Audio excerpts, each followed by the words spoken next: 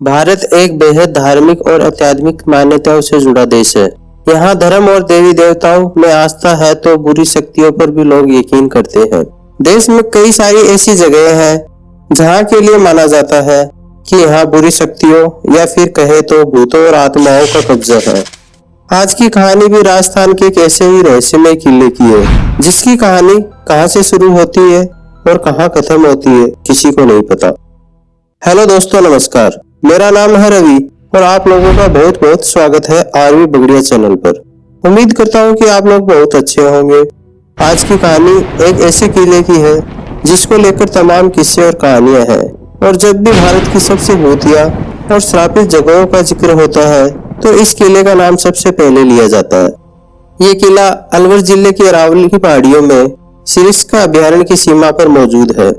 ये किला पहली नजर में ही देखने में अजीब और डरावना एहसास पैदा करता है और जिसका नाम है भानगढ़। भानगढ़ किले को साल 1573 में आमेर के राजा भगवंत दास ने अपने छोटे बेटे माधो सिंह के लिए बनवाया था।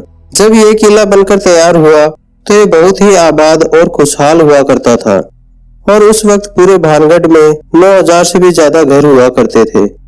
मगर फिर अचानक ऐसा क्या हुआ कि एक हंसता खेलता शहर खंडर में बदल गया और आज लोगों के बीच भानगढ़ किले का इतना खौफ है कि वहां लोग दिन में जाने से भी कतराते हैं। बाकायदा भारतीय पुरातत्व विभाग, जो कि इसके देखरेख का काम करती है, उसने एक बोर्ड पर यह साफ साफ लिखवा रखा है कि सूरज निकलने से पहले और सूरज डूबने के बाद किसी भी इंसान का इस किले में जाना सख्त मना है। यानी आप दिन के उजाले में तो भानगढ़ के किले में जा सकते हैं, पर अंधेरा होने से पहले ही आपको वहां से बाहर आना होगा। इस किले के खंडर और भूतिया होने के पीछे की वजह वैसे तो आज भी साफ साफ किसी को नहीं पता, मगर इसको लेकर कहानियां बहुत है और उन कहानियों में भी दो ऐसी कहानी है जिन पर लोग सबसे ज्यादा भरोसा करते हैं और सुनते और सुनाते हैं। इनमें से जो पहली कहानी है वो गुरु बालूनाथ से जुड़ी हुई है। कहते हैं कि जब आमेर के राजा भगवंत दास भानगढ़ के किले को बनवा रहे थे तो वहीं कुछ दूरी पर बालूनाथ नाम के एक योगी तपस्या किया करते थे। जब उन्हें पता चला कि आमेर के राजा यहाँ पर एक भव्य किला बनवा रहे हैं तो उन्होंने राजा भगवंत दास के पास एक पैगाम भिजवाया और उन्हें अपने पास बुलवाया। उसके बाद जब राजा भगवंत दास गुरु बालूनाथ के पास पहुंचे तो उन्होंने राजा से कहा कि आप जिस किले को बनवा रहे हैं उससे मुझे कोई आपत्ति नहीं है, मगर एक बात का ध्यान रखना कि इस किले की ऊंचाई इतनी मत करवा देना कि इसकी परछाई दिन के किसी भी वक्त जहां मैं तपस्या करता हूं वहां तक पहुंचे और मुझे छुए। उन दिनों जितने भी साधु संत और महात्मा हुआ करते थे ये सभी बहुत सिद्ध हुआ करते थे और सभी का बहुत आदर किया जाता था और उनकी कहीं किसी भी बात को हल्के में नहीं लिया जाता था। इसलिए राजा भगवंत दास ने भी गुरु बालूनाथ की बात को सुनने के बाद ठीक वैसा ही किया और भानगढ़ के किले के किसी भी भाग की ऊंचाई इतनी नहीं की कि उसकी परछाई गुरु बालूनाथ तक पहुंच सके। गुरु बालूनाथ की इस बात का ख्याल अगली 2 पीढ़ी तक तो रखा गया, मगर कहते हैं कि जब तीसरी पीढ़ी ने भानगढ़ की गद्दी को संभाला तो उन्होंने इस बात को सीरियस नहीं लिया और गुरु बालूनाथ की दी हुई चेतावनी को अनसुना कर दिया। इसके बाद उन्होंने भानगढ़ किले को और ऊंचा करवा दिया, जिसकी वजह से उस किले की परछाई गुरु बालूनाथ तक पहुंच गई। जब भानगढ़ किले की परछाई ने गुरु बालूनाथ को छुआ तो उन्हें बहुत गुस्सा आया और उसी वक्त उन्होंने भानगढ़ को श्राप दिया कि भानगढ़ तबाह हो जाएगा। कहते हैं कि गुरु बालूनाथ के इसी श्राप के बाद भानगढ़ पर मुसीबत टूटी और पूरा भानगढ़ तबाह हो गया। इसके अलावा ये भी कहा जाता है कि 1783 में जो 40 अकाल आया था जिसमें कि मरने वालों का आंकड़ा करोड़ों में था, वो अकाल गुरु बालूनाथ के श्राप की वजह से ही आया था, जिसने भानगढ़ समेत पूरे उत्तर भारत के करोड़ों लोगों को भूखा मरने पर मजबूर कर दिया था। बाद में ऐसा नहीं है कि किसी और ने वहां बसने की कोशिश नहीं की, बल्कि कई लोगों ने भानगढ़ में बसना चाहा, कई लोगों ने वहां नए मकान बनाने की कोशिश भी की, मगर कहते हैं कि जो भी वहां मकान बनाता है उसकी छत कभी नहीं टिकती और हमेशा गिर जाती है और लोगों का मानना है कि ये सब भानगढ़ के श्रापित होने की वजह से ही होता है। अब दूसरी कहानी जिस पर लोग सबसे ज्यादा विश्वास करते हैं और वो कहानी जुड़ी है एक राजकुमारी से। कहते हैं कि एक वक्त जब भानगढ़ बहुत ही आबाद और खुशहाल हुआ करता था तब इस किले के महल में एक राजकुमारी रहा करती थी जिनका नाम था रत्नावती।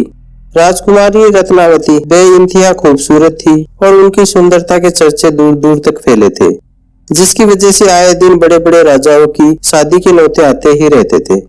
मगर इन राजाओं के अलावा एक और शख्स जो राजकुमारी रत्नावती का दीवाना था, उसका नाम था सिंगिया। सिंगिया जो है वो एक तांत्रिक था और जब उसने राजकुमारी रत्नावती को देखा तभी से वह उस पर बुरी तरह फिदा हो गया था और अब वो किसी भी तरह राजकुमारी रत्नावती को पाना चाहता था। मगर उसे पता था कि वह सीधे तरीके से कभी भी राजकुमारी को नहीं पा सकता, क्योंकि कहाँ वो शमशान में रहने वाला एक तांत्रिक और कहाँ वो महलों में रहने वाली राजकुमारी।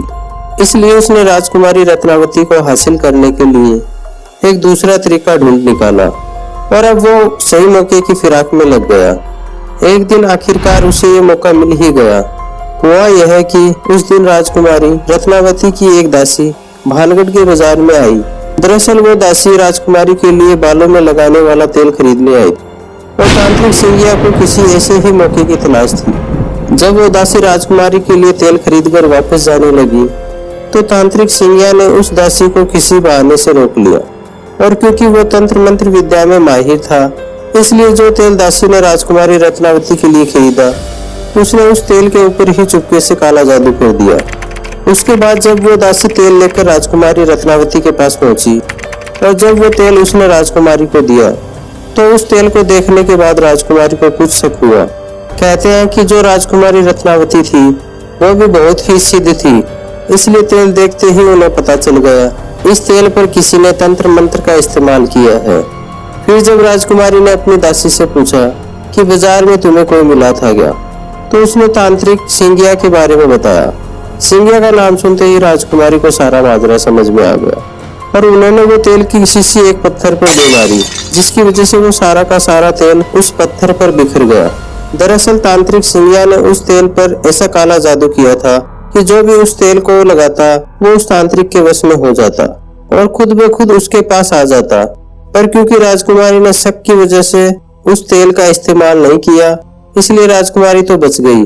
मगर जिस पत्थर पर वो तेल बिखरा उसी पत्थर के अंदर वो सारा का सारा जादू टोना समा गया, जिसकी वजह से हुआ ये, अब वो पत्थर खुद ब खुद लुढ़क कर तांत्रिक सिंगिया की तरफ बढ़ने लगा। तांत्रिक सिंगिया ने जब देखा कि एक बड़ा सा पत्थर लुढ़कता हुआ बड़ी ही तेजी से उसकी तरफ बढ़ रहा है तो उसे सारी बात समझने में देर नहीं लगी। मगर इससे पहले कि वह कुछ कर पाता वो पत्थर उसकी छाती पर चढ़ गया और क्योंकि वो पत्थर बहुत बड़ा था इसलिए अब उस तांत्रिक का जिंदा बच पाना नामुमकिन था। पर मरते मरते उसने एक श्राप दिया और कहा कि राजकुमारी रत्नावती सहित इस भानगढ़ के सभी लोग मारे जाएंगे और इन सभी लोगों की आत्माएं ताउम्र भानगढ़ के किले में भटकती रहेगी। ये श्राप देने के बाद तांत्रिक सिंगिया तो मर गया, पर कहते हैं कि उसके मरने के कुछ वक्त बाद ही भानगढ़ और उसके पास के एक राज्य अजबगढ़ के बीच बहुत भयंकर युद्ध होता है, जिसमें पूरा भानगढ़ तबाह हो जाता है। इस लड़ाई में अजबगढ़ की सेना पूरे भानगढ़ में कत्लेआम मचाती है, जिसमें रानी रत्नावती सहित भानगढ़ के बहुत सारे लोग मारे जाते हैं। हालांकि इतिहास में कहीं भी भानगढ़ और अजबगढ़ के बीच हुए युद्ध का कोई जिक्र नहीं है, पर सदियों से यही कहानी सुनी और सुनाई जा रही है। कहा जाता है कि इस युद्ध के बाद भानगढ़ का किला कभी आबाद नहीं हो पाया और न ही उसके बाद कोई यहाँ बस पाया। वक्त बीतने के साथ साथ भानगढ़ और वीरान होता चला गया और आज भूतों का गढ़ बन चुका है। कहते हैं कि युद्ध में मारे गए सभी लोगों की आत्माएं आज भी भानगढ़ में मौजूद है। भानगढ़ में आज भी रोज रात को बाजार सजता है, खंडर हुई इमारतें फिर से खड़ी हो जाती है, अंदर आज भी राजा का दरबार लगता है और राजा आज भी अपने फैसले सुनाता है। वहाँ के लोकल निवासियों का कहना है उन्हें रात को अंदर से चीखने की आवाज आती है, कभी हंसने की आवाज आती है तो कभी घुंघरू के बजने की आवाज। वो ये भी बताते हैं कि भानगढ़ के किले के अंदर आज तक जो भी रात में गया वो फिर कभी जिंदा लौट कर नहीं आया और अगर कोई जिंदा वापस आ भी गया तो उसकी दिमागी हालत खराब हो जाती है या फिर वो किसी दुर्घटना में मौत हो जाती है। इसके अलावा एक और चीज है जो इस किले के बारे में मशहूर है और वो ये कि जब भानगढ़ और अजबगढ़ के बीच युद्ध हुआ तो उस वक्त बहुत सारा खजाना भानगढ़ किले में छिपाया गया ताकि बाद में जब भी मौका मिले उसे बाहर निकाला जा सके।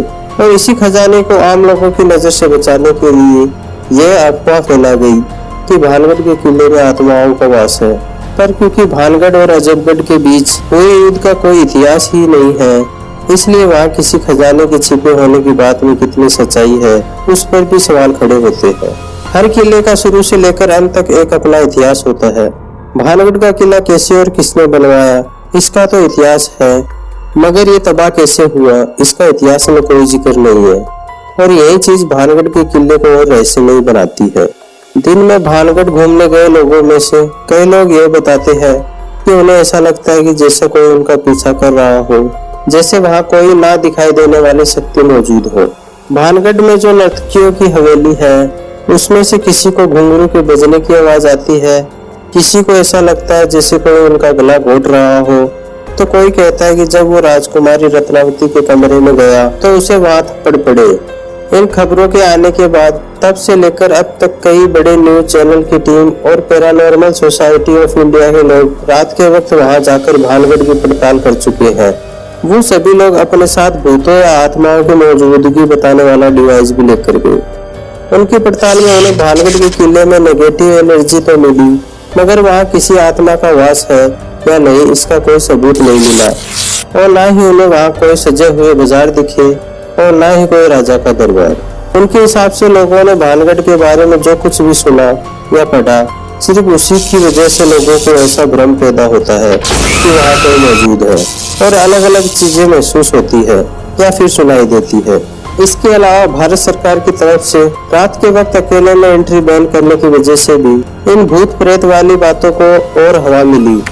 मगर वहीं दूसरी तरफ लोग आज भी इन किस्से और कहानियों को सच मानते हैं और उनके हिसाब से भानगढ़ के किले में आज भी भूतों और आत्माओं का वास है।